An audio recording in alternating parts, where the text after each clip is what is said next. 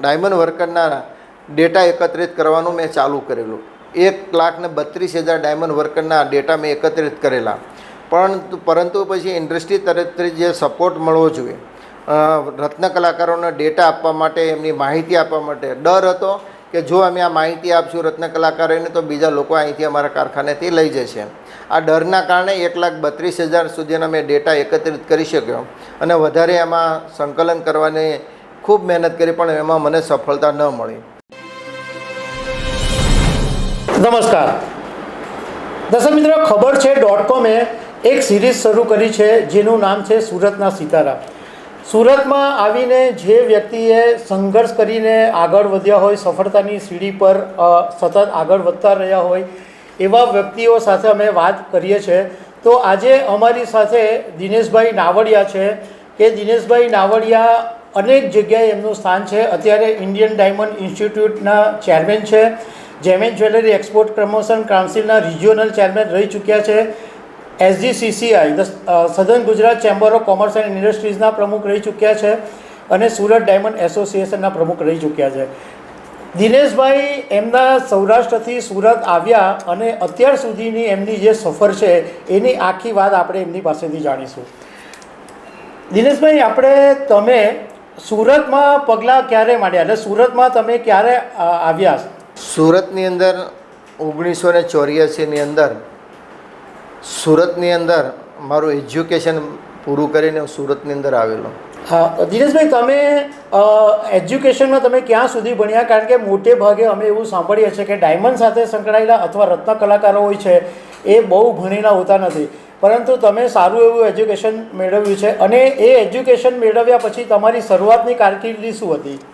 મેં 12 science pass કર્યા પછી અમદાવાદની અંદર ગુજરાત કોલેજની LD આર્ટ્સ કોલેજની અંદર મારું ગ્રેજ્યુએશન પૂરું કર્યું અને ગ્રેજ્યુએશન પૂરું કર્યા પછી આજે મને એ વાતનો ગૌરવ છે, કહેતા પણ આનંદ થાય છે કે ભારતના ઘડવૈયા કહેવાય તો ઘડવૈયા અને રાષ્ટ્રપિતા ગણીએ તો રાષ્ટ્રપિતા શ્રી ગાંધીજીએ જે યુનિવર્સિટીની સ્થાપના કરી હતી ગુજરાત વિદ્યાપીઠની, એ વિદ્યાપીઠની અંદર મેં MSW એટલે માસ્ટર ઓફ સોશિયલ વર્કરની ડિગ્રી પ્રાપ્ત કરી છે. અને એ સમયગાળા દરમિયાન એટલે 75થી જે હું 80-82ની વાત કરું તો ફક્ત આખા ગુજરાતની અંદર 20 સીટ હતી ગુજરાત વિદ્યાપીઠની અંદર MSWની, અને આની અંદર 5000થી વધારે લોકો પ્રવેશ કરવા માટે પોતે એપ્લિકેશન કરતા. પરંતુ આવી કોમ્પિટિશનની અંદર મને એમાં એજ્યુકેશન લેવાનો લાભ મળેલો અને મેં મારું ગ્રેજ્યુએશન એટલે માસ્ટર ડિગ્રી ગુજરાત વિદ્યાપીઠમાંથી માસ્ટર ઓફ સોશિયલ વર્કર તરીકે લીધેલી. દિનેશભાઈ, અમે એવું સાંભળ્યું છે કે તમે ડાયમંડમાં આવતા પહેલાં કોઈ બીજા બિઝનેસમાં પણ હતા, કદાચ મેડિકલ ફિલ્ડમાં હતા, તો એ તમારી કારકિર્દી તે વખતે શું હતી? મેં મારું ગ્રેજ્યુએશન 1983ની અંદર જ્યારે પૂરું કર્યું અને એક પીરિયડની વચ્ચેના પીરિયડની અંદર સુરતની અંદર મેં અહીંયા આવવા માટેનો પ્રયત્ન કરેલો અને મારા અહીંયા રિલેટિવ શ્રી માવજીભાઈ માવાણી અહીંયા ડાયમંડ ઇન્ડસ્ટ્રી સાથે જોડાયેલા હતા, પરંતુ એમની એક લાલ ગેટ ઉપર એક મેડિકલ સ્ટોર પણ ચાલુ કરેલો કે જેમનું નામ સુરત મેડિકલ સ્ટોર હતું. મને એમની ઓફર કરેલી કે તું ભણેલ ગણેલ છે ને અમારે સંભાળવાવાળું કોઈ છે નહીં આ મેડિકલ સ્ટોર, અને તું અહીંયા આવી જા અને આ મેડિકલ સ્ટોર તું સંભાળી લે.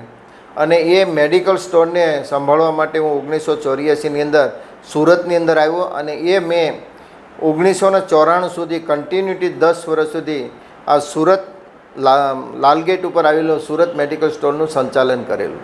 દિનેશભાઈ, એ પછી તમારી ડાયમંડ ઇન્ડસ્ટ્રીમાં એન્ટ્રી કેવી રીતના થઈ અને તમે શરૂઆત શેનાથી કરી? કટિંગ પોલિસીથી કરી કે એક ડાયમંડના વેપારી તરીકે કરી કે મેન્યુફેક્ચર તરીકે કરી? આ 10 વર્ષના ગાળા દરમિયાન મેં MSW કરેલું માસ્ટર ઓફ સોશિયલ વર્ક, એટલે હું સોશિયલ એક્ટિવિટીની અંદર ઘણું સક્રિય અહીંયા હતો.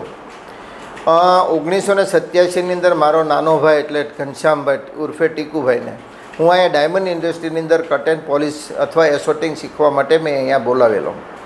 પરંતુ આ 10 વર્ષના ગાળા દરમિયાન મેં અલગ અલગ મંડળો વરાછા રોડ ઉપર બનાવેલા. એમાં ખાસ કરીને આકાર સ્પોર્ટ ક્લબ સીમાડા ગામની અંદર જે એ વખતે સુરતની અંદર આવી મોટી કોઈ ક્લબ નહોતી, એવી ક્લબનું નિર્માણ કરેલું અને આ ક્લબની અંદર 300 કરતાં વધારે મેમ્બરોનો સહયોગ લઈ અને આકાશ પ્લોટ ક્લબનું એક નિર્માણ કરેલું અને સાથે સાથે બચત મંડળ પણ હું 100 લોકોના સહયોગથી બચત મંડળ પણ ચલાવેલું. આ બધી સોશિયલ એક્ટિવિટીના કારણે મારા મોટા લોકોના ટચમાં આવ્યો, ખાસ કરીને મોટી ઇન્ડસ્ટ્રી સાથે સંકળાયેલા હોય, મીડિયમ ઇન્ડસ્ટ્રી કે નાના સ્મોલ ઇન્ડસ્ટ્રી છે, બધા જ સાથે સારા સંબંધોની કેળવણી થઈ અને 1987ની અંદર જ્યારે મારા નાના ભાઈને હું અહીંયા ડાયમંડ ઇન્ડસ્ટ્રીની અંદર એસોટિંગ માટે શીખવાડવા માટે લાવ્યો ત્યારે સૌપ્રથમ હું એ વખતે વાલજીભાઈ કેસરી એટલે એક સિતારો હતો ડાયમંડ ઇન્ડસ્ટ્રીની અંદર, ખૂબ મોટું કામ હતું ને મેન્યુફેક્ચરિંગ તરીકે અને આમે મારા એ બનાવી થતા હતા, કૌટુંબિક બનાવી અને એ સંબંધ અને આ સોશિયલ એક્ટિવિટીના સંબંધના કારણે મેં મારા ભાઈને ત્યાં કાચા ડાયમંડના રફ ડાયમંડનું એસોટિંગ કરવા માટે મેં એમને ત્યાં મૂક્યો અને એની આવડતના કારણે એ ટૂંક સમયની અંદર એટલે લગભગ મારા હિસાબે 1992-93 સુધીમાં એ સંપૂર્ણપણે કાચા રફના માલનું એસોટિંગ કરતાં શીખી ગયેલો અને 93ની અંદર એમની પોતાની ઓફિસ મિની બજારની અંદર પ્રિન્સેસ પ્લાઝાની અંદર પોતાની એક ઓફિસ સ્ટાર્ટ કરી અને એ ઓફિસની અંદર કાચી રફ લાવીને એનું ક્લિવિંગ કરીને એના જે ક્રાફ્ટ્સ નીકળે એને વેચી દેતો. પરંતુ મને એમની જાણ કરી કે ભાઈ હવે મારે એક ભણેલ ગણેલ વ્યક્તિની જરૂર છે અને તમે જો આ ડાયમંડ ઇન્ડસ્ટ્રીમાં આવી જાઓ તો મને મદદરૂપ થાવ. એટલે મેં મેડિકલ સ્ટોરની અંદરથી નિવૃત્તિ લઈ અને 1994ની અંદર મેં ડાયમંડ ઇન્ડસ્ટ્રીની અંદર પ્રવેશ કર્યો. સૌપ્રથમ સતત મારી ઓફિસની અંદર કાચા માલનું એસોટિંગ કરતાં હું શીખેલો.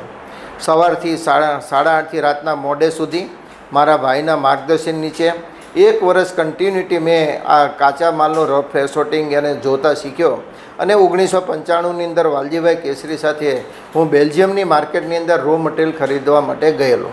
દિનેશભાઈ, તમે સુરત ડાયમંડ એસોસિએશનના પ્રમુખ પણ બન્યા, તો અમારે ખાસ એ વાત તમને પૂછવી છે કે સુરત ડાયમંડ એસોસિએશનનો ખરેખર બહુ મહત્ત્વનો રોલ ડાયમંડ ઇન્ડસ્ટ્રીમાં હોવો જોઈએ.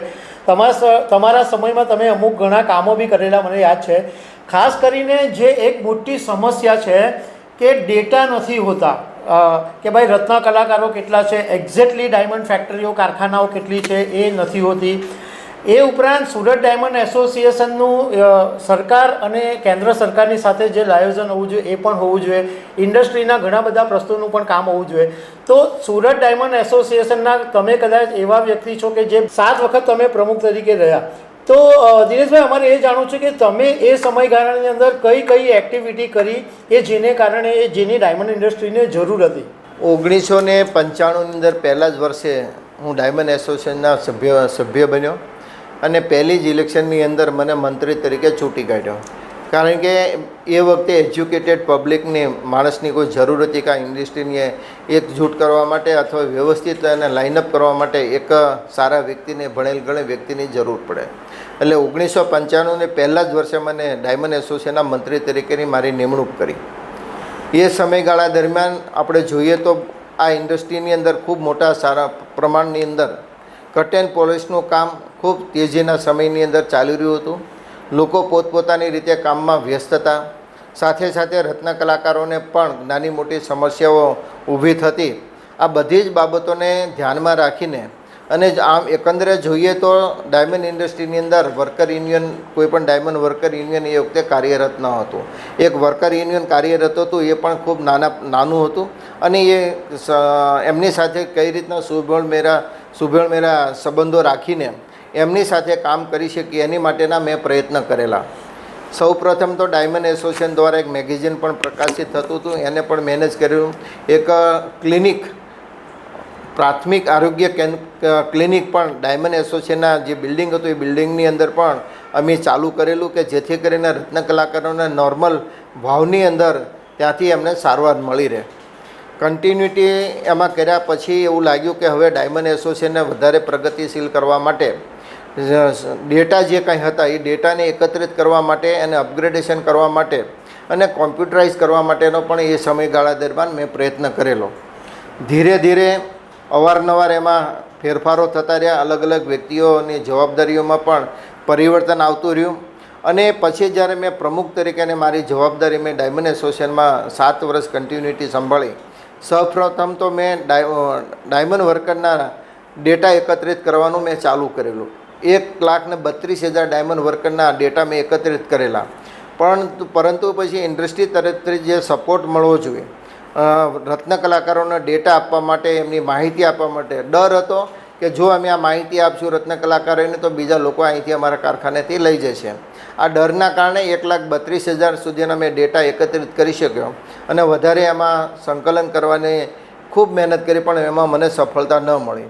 પરંતુ એની સાથે સાથે રત્ન કલાકારોના નાના મોટા પ્રશ્નોનો પણ સોલ્યુશન લાવવા માટેના અમે અથાગ પ્રયત્ન કરેલા. તાપી બ્રહ્મચારી સભા સાથે કોલેબોરેશન કરીને અમારે ભૂતપૂર્વ પ્રમુખ એવા શ્રી રામજીભાઈ પટેલે પણ દીકરીઓના શૈક્ષણિક માટે ઇન્ડસ્ટ્રીમાંથી ફાળો એકત્રિત કરીને ડાયમંડ ગર્લ્સ સ્કૂલની શરૂઆત પણ કરેલી કે જેથી કરીને ડાયમંડ વર્કરની બાકીના અન્ય વર્કરોની દીકરીઓને સારું શિક્ષણ ત્યાંથી પ્રાપ્ત કરી શકે. સાથે સાથે આ પરિસ્થિતિની અંદર જોયું મેં કે ભાઈ આ બધાને એકત્રિત કરવા મુંબઈ જાય છે, લોકો હેરાન થાય છે, તો અહીંયા પણ એક મોટું માર્કેટ ક્રિએટ થાય એની માટેનો પ્રયત્ન કરેલા અને એ પ્રયત્નના ભાગરૂપે આજે સુરત ડાયમંડ બુસ્ટ ત્યાં સુરતમાં કાર્યરત છે. સાથે સાથે આરોગ્યના ખૂબ મોટા પ્રશ્નો હતા. દરરોજ 2-3 કારીગરો ત્યાં આવે અને ડિલિવરી માટેની સહાય માગવા માટે મોસ્ટલી વધારે રત્ન કલાકારો આવતા કે ભાઈ ડિલિવરી છે, સિઝેરિયનનો કેસ છે, ડૉક્ટર એમ કહે છે 50-60 હજારનો ખર્ચો થશે, હવે એટલા પૈસા છે નહીં, ઘર સામગ્રી વેચી દો તો એ નહીં ઊભા થાય, એમાં મદદ કરો. પરંતુ આ સતત આ બધી પ્રશ્નો સામે આવતા એવું લાગ્યું કે આ ઇન્ડસ્ટ્રીએ કંઈક આગળ આરોગ્ય ક્ષેત્રે કંઈક કરવાની જરૂર છે. અને આ બાબતને ધ્યાનમાં રાખીને અમે એવું નક્કી કર્યું કે ગાયનેક અને ચિલ્ડ્રન હોસ્પિટલનું નિર્માણ કરીએ. અમે આ બાબતમાં આગળ વધ્યા.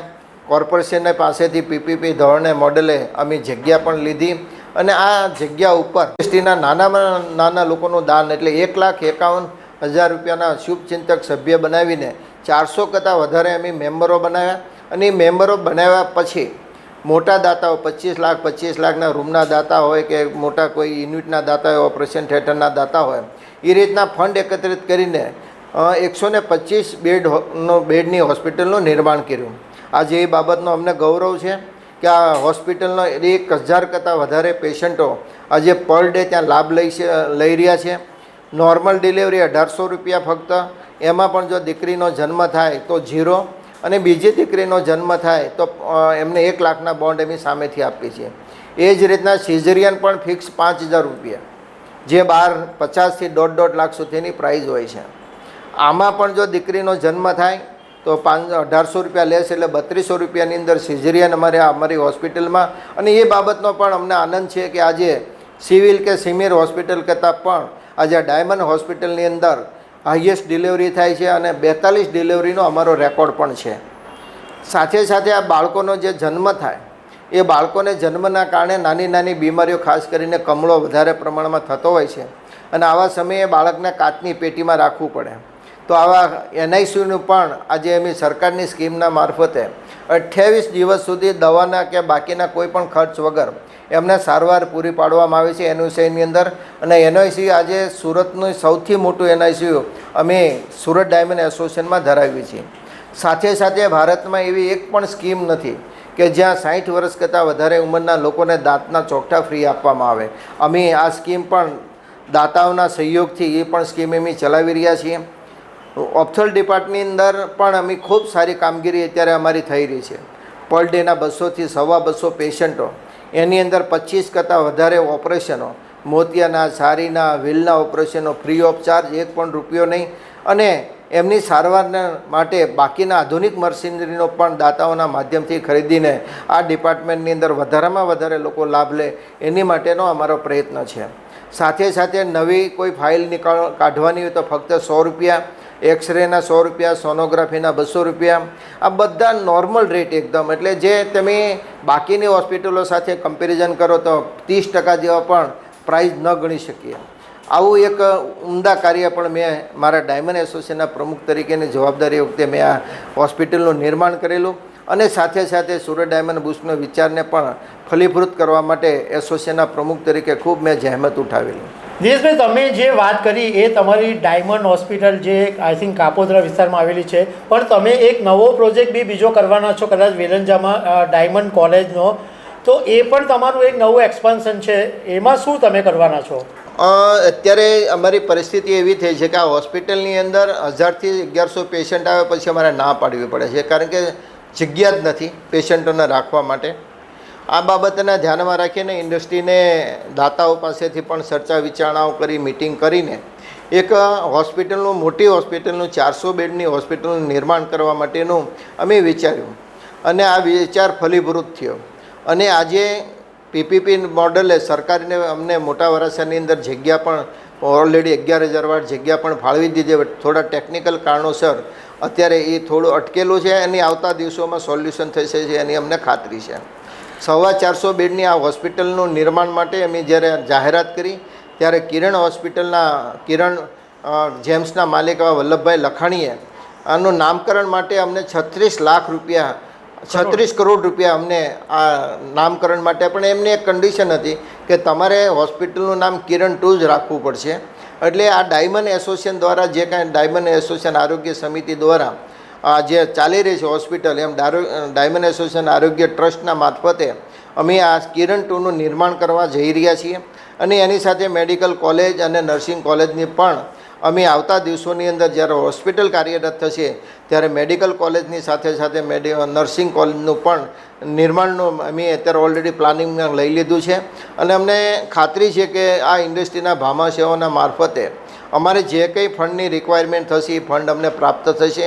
અને અત્યારે ઓલરેડી જાહેરાત કર્યું અને 136 કરોડ રૂપિયા આજે અમને દાન દ્વારા પ્રાપ્ત થઈ છે.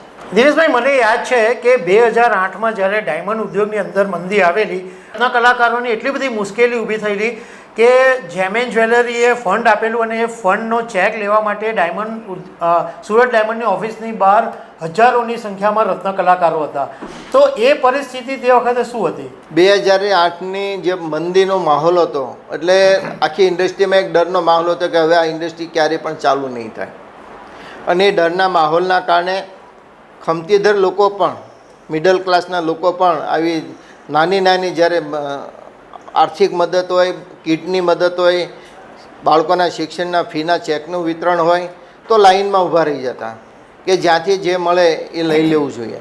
પણ એ માનસિકતા પણ ખોટી હતી અને જે જરૂરિયાતમંદો, જે રત્ન કલાકારો હતો એમની સુધી આ સેવા પહોંચે એની માટેના અમે અથાગ પ્રયત્નો ડાયમંડ એસોસિએશનના માધ્યમથી કરેલા.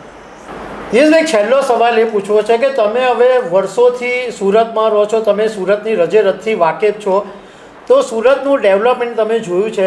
હજુ તમારી દૃષ્ટિએ સુરતમાં શું થવું જોઈએ કે જેને કારણે સુરતનું નામ વધારે મોખરે થાય? સુરતની અંદર ખાસ કરીને જે અત્યારે સુરત ડાયમંડ બુર્સના નિર્માણ કર્યા પછી જે અત્યારે ખામીઓ બતાવી રહી છે એમાં ખાસ કરીને હોટલ બિઝનેસ. આ હોટલોના અભાવના કારણે ઘણા સુરત ટેક્સટાઇલ બિઝનેસ હોય કે ડાયમંડ બિઝનેસ હોય, આવી સારી હોટલના અભાવના કારણે બાયરો જે બહારથી આવવા જોઈએ એ આવતા નથી. સાથે સાથે વિકસિત એરિયાની અંદર અને જે કાંઈ સામાન્ય લોકલ ફેસિલિટી હોવી જોઈએ, ધારો કે ગાર્ડનિંગ હોવું જોઈએ, ક્લિનિક હોવા જોઈએ, સરકારી શાળાઓ સારી સરકારી શાળાઓનું નિર્માણ થવું જોઈએ. આ બધી બાબતોનો પણ થોડો જે અભાવ છે. હા, ચોક્કસ એ બાબતનો ગૌરવ છે સુરત મ્યુનિસિપલ કોર્પોરેશન માટે કે ઇન્ફ્રાસ્ટ્રક્ચરની અંદર જાહેર જીવન માટે જે જરૂરિયાત છે, પરિવહન માટે એ ખૂબ સારી રીતે ડેવલપ છે. સફાઈની અંદર પણ લોકોના સહયોગથી જ્યારે પણ તાપી મૈયા રુદ્ર સ્વરૂપ ધારણ કરતી હોય છે ત્યારે સફાઈને કોઈની પણ રાહ જોયા વગર આ સુરતી પ્રજા ખાસ કરીને જે પ્રમાણે પોતે પોતાની જવાબદારી સમજીને બહાર નીકળીને ચોખ્ખાઈ કરે છે ને એમાં પણ સુરત મ્યુનિસિપલ કોર્પોરેશન સાથે મળીને જે ક્લીન સિટી તરીકે આપણે બિરુદ મળ્યું છે એ પણ ખૂબ આવકારદાયક છે. રિંગ રોડ એટલે સુરતના ડેવલપમેન્ટ માટે રિંગ રોડ ખૂબ મોટો ભાગ ભજવશે. આજે અમદાવાદની અંદર 3 રિંગ રોડ થઈ ગયા અને એ 3 રિંગ રોડના કારણે આજે અમદાવાદ સિટીનો ડેવલપમેન્ટ ખૂબ ફાસ્ટ છે. વર્ષોથી એક રિંગ રોડનું કાર્ય ચાલુ થયું છે, હજી પરિપૂર્ણ નથી થયું. તો આવા રિંગ રોડ એક નહીં પણ 3 રિંગ રોડની આ સુરતના ડેવલપમેન્ટ માટે જરૂર છે.